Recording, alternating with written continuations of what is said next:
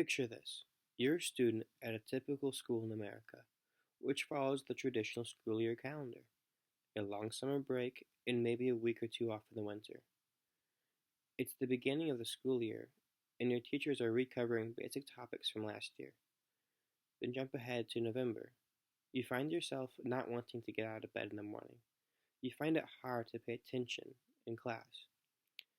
You just can't find the motivation to try. You might skip a day because you're sick. What happened? Why are you so burned out? Well, I'll remind you that the only breaks you've had so far were a few single day holidays. That's not enough to recuperate. Alas, the only thing keeping you going is winter break is a month and a half away. Now, in this nasty situation, which I think many of you will find to be highly relatable and accurate, I see three problems. These are problems that most students who attend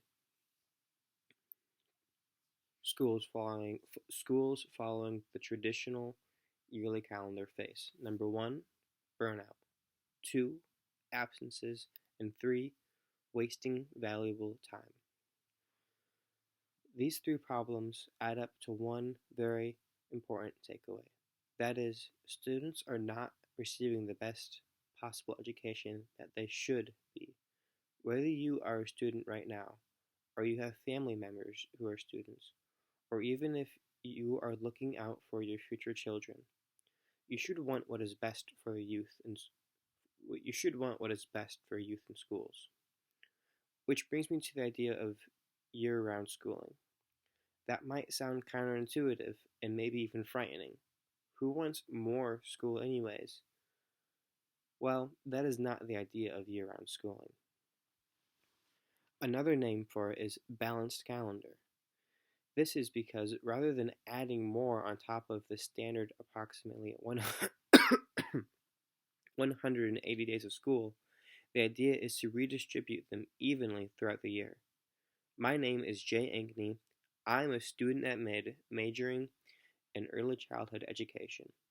Today, I'll advocate for a balanced calendar, also known as year-round schooling. So, here are the facts according to what Bridget Schultz shared with the Washington Post. It is common, even expected, for most elementary students to drop one or two reading levels during the summer break. In addition to that, for students who come from non-English speaking homes, it is common to show a 40 to 50% drop in English proficiency after summer break. And the time spent by teachers catching students up on their reading on their reading skills, or the time taken to relearn English, teachers and students could be exploring new topics and really holding on to what they learn. To fix this problem, we need school districts to adopt a calendar reform known as year-round schooling. Again, from Bridget Schultz, Fairfax County in Virginia conducted a 3-year study on Timberlane Elementary School, which follows a calendar similar to year-round schooling. The results showed that the shorter summer break prevented learning loss, with a result of 98% of students maintaining the reading level, meaning teachers did not have to spend time catching them up, as well as students who come from non-English speaking homes maintaining 89% English proficiency. According to Youngstown State University, year-round schooling reduces both teacher and student absences, as well as reducing burnout. One example of how to implement year-round schooling is the 3-1 plan. With the 3-1 plan, students would attend school for 3 weeks, then have 1 week off. This works because it allows for students to have frequent and short breaks, all while keeping the number of days in school close to the standard 180. A common complaint against the balanced calendar is that families would no longer be able to enjoy long trips and vacations. While this may be true for the 3-1 plan mentioned previously, there are many approaches to reaching a balanced calendar.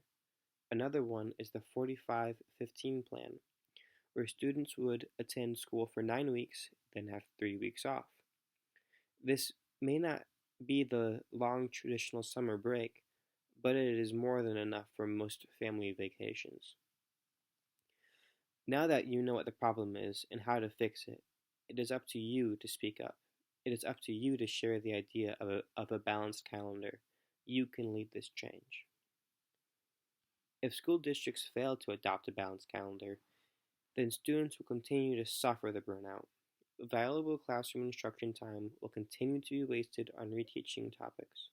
Finally, students will continue to skip school.